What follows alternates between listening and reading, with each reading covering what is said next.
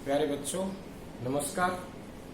आज हम अपने इस छठे चैप्टर को समाप्त करेंगे, वर्ग और वर्गमूल। इसमें हमने आपको सभी चीजें करवा दी है, लेकिन आज हम थोड़ा सा इसको जल्दी से वो कर देते हैं, दोहराई कर लेते हैं इसकी। सबसे पहले है वर्ग। वर्ग क्या होता है? वर्ग किसी संख्या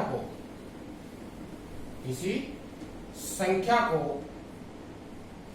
स्वयं से दो बार गुणा करने पर, दो बार गुणा करने पर प्राप्त संख्या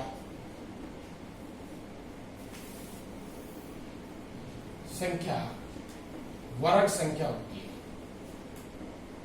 वर्ग संख्या प्राप्त होती है या होती है।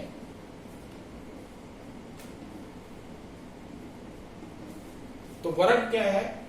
किसी संख्या कोई भी संख्या को स्वयं से दो बार गुणा कर दे, स्वयं से दो बार।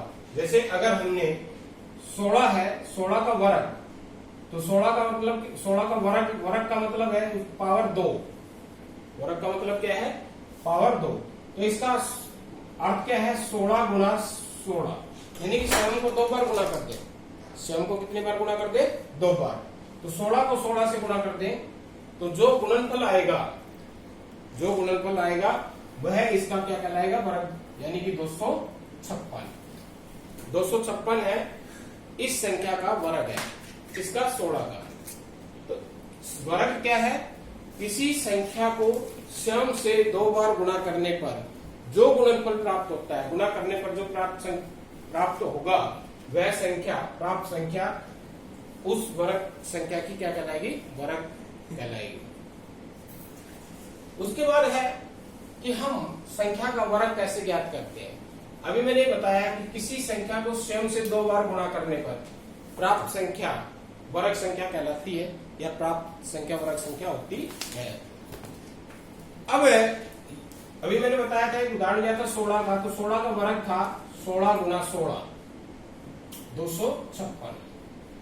हम यहाँ 16 को 16 से गुणा नहीं करेंगे, ये तो हमें पता है कि वर्ग हम क्या है, 16 को 16 से गुणा करने पर जो गुणा हमें प्राप्त हुई वो उसका वर्ग है। लेकिन हम यहाँ किसी संख्या का वर्ग ज्ञात करेंगे, दो अंकों की संख्या का वर्ग ज्ञात करेंगे, तो हम इस तरीके से गुणा नहीं करेंगे। उसके लिए हम क्या करेंगे? उसके लिए हम सर्वसमीका का प्रयोग करेंगे। हमारी दो सर्वसमीका है, x प्लस वाई का वर्ग और एक x माइनस वाई का वर्ग। इन दोनों सर्वसमीका का प्रयोग करेंगे। x प्लस वाई का वर्ग बराबर होता है, यानी कि ये पहला पद है, ये दूसरा पद है। यहाँ x और y ले रहे हैं हम, यहाँ a b भी लिखा होगा, कहीं पर ये c और d भी लिखा होगा, कहीं पर p और q भी लिखा होगा। तो हमने ये नहीं देखना, हमने ये देखना है कि ये पहला पद है और ये दूसरा पद है। तो सूत्र जब हम बढ़ाएंगे, यानी कि पहला जो पद है उसका वर्ग प्लस में 2, फिर उसके बाद पहला पद x गुणा में दूसरा पद y, गुणा में दूसरा पद y, और प्लस में दूसरा जो पद है उसका वर्ग। चाहे यहाँ पहला और दूसरा पद कोई भी ले ले, यहाँ x कुछ भी हो सकता है, कोई संख्या हो सकती है, y कोई संख्या हो सकती है, x y z a b c d जो भी हो सकता है। हमने ये देखना है, ये सूत्र, ये पहला पद है, ये दूसरा पद है। तो सबसे पहले पद का वर्ग, यानी कि ये जो भी है हमने उसका वर्ग करना है, प्लस 2। ये प्लस 2 आना ही आना है इसमें, चाहे यहाँ कोई भी दोनों पहला पद और दूसरा पद चाहे कुछ भी हो, ये दो आना ही आना है। उसके बाद पहला पद इसके साथ गुणा हो रहा है, फिर दूसरा पद इसके साथ गुणा होगा 2 के साथ, और अंत में प्लस में जो दूसरा पद है उसका वर्ग। अब अगर हम यहाँ इसका एग्जाम्पल लें, 30 प्लस 2, यहां पहला पद क्या है 30, तो इस सूत्र के हिसाब से पहला पद यहां गया, इसका वर्ग कर दिया 30 का वर्ग, प्लस में 2, फिर पहला पद इसके साथ गुना हो गया, फिर दूसरा पद इसके साथ गुना हो गया, दूसरा पद गुना हो गया इसके साथ, फिर प्लस में दूसरे पद का वर्ग, 2 का वर्ग, पहले पद का वर्ग, चाहे पहला पद कुछ भी हो, प्लस में 2, ये आना ही आना है, गुना में पहला पद, गुना में दूसरा पद, प्लस में दूसरे पद का वर्ग। तो अगर हम इसको खोलेंगे तो 9, 3 का वर्ग कितना होता है 9, और एक जीरो का वर्ग है वो डबल जीरो हो जाएगा, जितनी जीरो है उसका दुगना हो जाएगा। प्लस में अब इनको गुना करें, संख्या को 2 3 6, 6 दूनी 12, एक जीरो से गुना करेंगे तो एक जीरो लग गई, और 2 का वर्ग 2 दूनी 4। तो हमने यहाँ 32 को 32 से गुना करने की बजाय हमने इस सरल समीकरण का प्रयोग किया है। इनको जोड़ेंगे तो 1024 हो गया, 1024 होगा। तो इस तरह से हमने किसी भी संख्या का या वर्ग ज्ञात करना है। जैसे 32 का वर्ग करना है तो हम इसको ऐसी 2 संख्या में तोड़ते हैं कि पहला पद ऐसा है जिसके लास्ट में 0 0 आए, दूसरा पद ऐसा है जो छोटी संख्या हो जिससे गुणा बड़ी आसानी से कर सकते हैं, जिसको गुणा हम आसानी से कर सकते हैं। जैसे हमने 32 के 2 टुकड़े किए, 30 जमा 2। तो ये था पहली सरल समीकरण। अब दूसरी सरल समीकरण, इसमें पहले का वर्ग है, इसमें माइनस है तो यह -2 आएगा, इसमें प्लस था तो +2 था, बस इतना ही अंतर है। बाकी फिर वही पहला गुना होगा इसके साथ, पहला पद, फिर दूसरा पद गुना होगा, और फिर प्लस में दूसरे पद का वर्ग आएगा, दूसरे पद का वर्ग आएगा। तो ये है 2 सरल समीकरण। अब इस सरल समीकरण का एक उदाहरण लेते हैं, जैसे 28 का वर्ग ले। इन 28 का वर्ग है, हम इन दोनों सरल समीकरण कर सकते हैं, इससे भी और इससे भी। अगर हम इससे करें तो क्या होगा, पहले वाले लगाए तो हम 20 इसके टुकड़े करेंगे, 20 + 8, 20 + 8, ये बराबर होगा पहले का वर्ग प्लस में 2, गुणा में पहला, गुणा में दूसरा, और प्लस में दूसरे का वर्ग। अब इनको हल करके लिख देंगे। पहले ये देखो यहां गया, प्लस में 2 आना ही आना है, प्लस वाले में, माइनस वाले में माइनस आना है, फिर इसको गुना करा, फिर इसको गुना करा, और फिर प्लस में जो दूसरा पद है उसका वर्ग आ गया। 2 का वर्ग 4, 1 0 का 2 0 हो गया, प्लस में 2 दूनी 4, 4 के 8 से गुना करें, 8 चौक 32, 8 चौक 32, और 8 का वर्ग 8 2 64, जोड़ेंगे तो 4, दूसरा दाई का 6 और 2 8, और अब सैकड़े का वर्ग, इकाई का अंक 4, दाई का अंक 6 और 2 8, और सैकड़े का 4 और 3 7, 784, 784। अगर हम दूसरी सरल समीकरण का प्रयोग करें तो हम इसके टुकड़े करेंगे 30 - 2, 30 - 2 का वर्ग, 30 - 2 का मतलब वही है 28। अब हमने यहां मैंने बताया था ये 0 वाला आ जाए, इसमें पहला पद है उसमें लास्ट में 0 वाली संख्या आ जाए, और दूसरा पद जितना छोटा हो उसके, कोशिश ये करें कि दूसरा जितना छोटा हो उसके वो हम ले। तो इसमें 8 था दूसरा पद, इसमें कितना है 2, तो 2 छोटा है 8 से, तो हम इसका प्रयोग करें तो वो आसान होगा। कैसे देखो, उसी हिसाब से 30 का वर्ग माइनस वाला है तो माइनस का 2 गुणा में 30 गुणा में 2 और प्लस में 2 का वर्ग, प्लस में 2 का वर्ग। इस तरह से 3 3 9, 1 0 का डबल 0 हो गया, माइनस 2 तिया 6, 6 दूनी 12, 120 घट गया और ये 4 हो गया, 2 का वर्ग 4 हो गया। तो इस तरह से 904 में से ये जुड़ गया, 120 घटा देंगे तो वही आएगा 784। कितना आएगा? 784।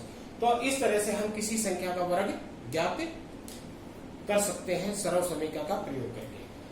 अब वर्ग में और क्या क्या गुण होते हैं वर्ग संख्याओं में, जल्दी से दोहरा लेते हैं इसको।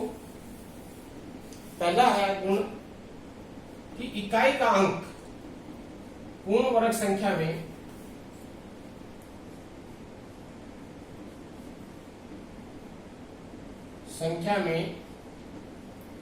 इकाई का अंक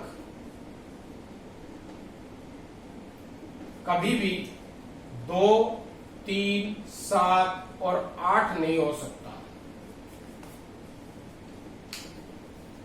हो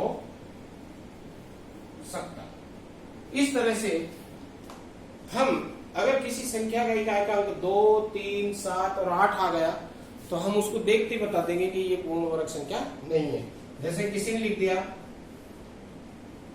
बताइए कि ये पूर्ण वर्ग संख्या है या नहीं, तो हमने झट से देखा इसका इकाई का अंक 8 है और हम कह देंगे कि ये पूर्ण वर्ग संख्या नहीं है क्योंकि इसका इकाई का अंक कितना है? 8। तो इकाई के अंक को देखते ही हम बता देंगे अगर उसका इकाई का अंक 2, 3, 7 और 8 है तो वह पूर्ण वर्ग संख्या नहीं हो सकती। इनके अलावा अगर है 1, 4, 5, 6, ठीक है, 9, तो हम नहीं कह सकते कि वो पूर्ण वर्ग संख्या है या नहीं।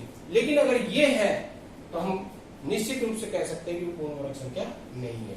दूसरा है पूर्ण वर्ग संख्या में के अंत में शून्यों की संख्या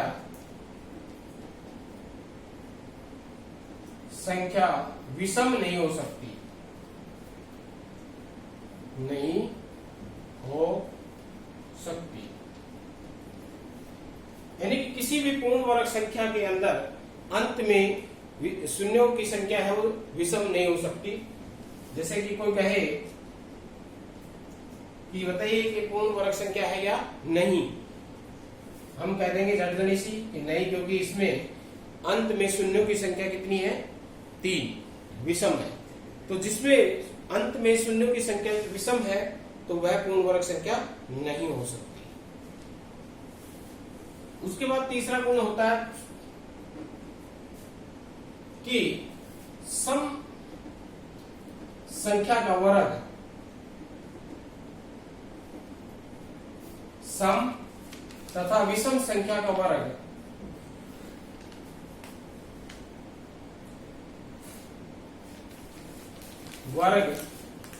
विषम होगा।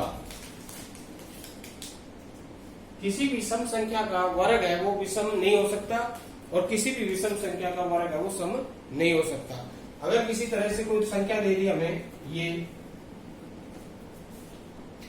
और इनमें पूछा जाए किसका सम वर्ग है सम होगा, किसका वर्ग है वो विषम होगा, तो ये विषम संख्या इकाई का अंक 5 है तो इसका वर्ग है वो विषम होगा। इसमें इकाई का अंक 4 है सम है तो इसका वर्ग सम होगा। तो देखते ही हम बता देंगे कि सम संख्या का वर्ग है सम होगा और विषम संख्या का वर्ग विषम होगा। तीसरा गुण ये होगा। उसके बाद चौथा है कि संख्या में इकाई का अंक हो पता हो तो हम उसके वर्ग में इकाई का अंक बता सकते हैं। तो इस तरह से लिखते हैं संख्या में इकाई का अंक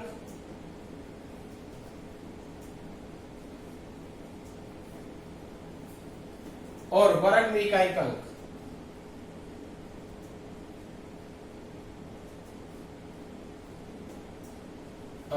अगर संख्या में इकाई का अंक 1 है तो वर्ग में भी इकाई का अंक 1 होगा। संख्या में इकाई का अंक 2 है तो वर्ग में इकाई का अंक 4 होगा। संख्या में अगर इकाई का अंक 3 है तो वर्ग में इकाई का अंक 9 होगा। 4 है 6 होगा, 5 है 5 होगा, 6 है 6 होगा, 7 है 9 होगा, 8 है 4 होगा, 9 है 1 होगा, 0 है तो 0 होगा। तो संख्या में अगर इकाई का अंक पता है तो हम वर्ग में इकाई का अंक बता सकते हैं। 1 है तो 1 होगा, 2 है तो 4 होगा, 3 है तो 9 होगा, 4 है तो 6 होगा, 5 है तो 5, 6 है तो 6, 7 है तो 9। और एक तरह से अगर हम इनको ध्यान से गौर से देखें तो 1 और 9 का वही है, सेम है। 1 का भी 1 है, 9 का भी 1 है। ऊपर से पहला 0 को छोड़ दे तो नीचे से भी पहला। 2 8 का सेम है, ऊपर से दूसरा नीचे से दूसरा। 3 और 7 का सेम है, ऊपर से तीसरा नीचे से तीसरा। 4 और 6 का सेम है, ऊपर से चौथा नीचे से चौथा। और 5 अकेला बीच में बच गया, 5 का 5 है। तो इस तरह से हम इनको देख सकते हैं कि संख्या में इकाई का अंक क्या है तो वर्ग में इकाई का अंक क्या होगा। तो ये इसमें मुख्य जो गुण थे वर्ग संख्याओं में वो ये थे। वर्गमूल वाला हम कल देखेंगे। तो आज के लिए इतना ही, धन्यवाद।